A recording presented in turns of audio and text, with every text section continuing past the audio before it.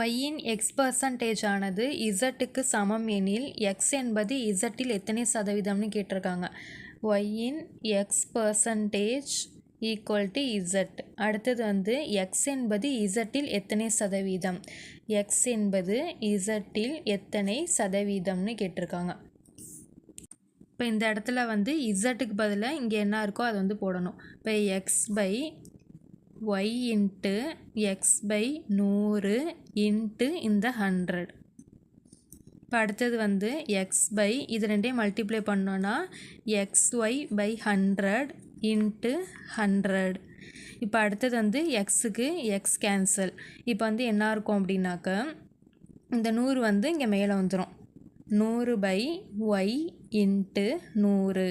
இப்போ இது ரெண்டையும் மல்டிப்ளை பண்ணோன்னா 100 ஸ்கொயர் பை ஒய். இதுதான் வந்து இதுக்கான ஆன்சர்.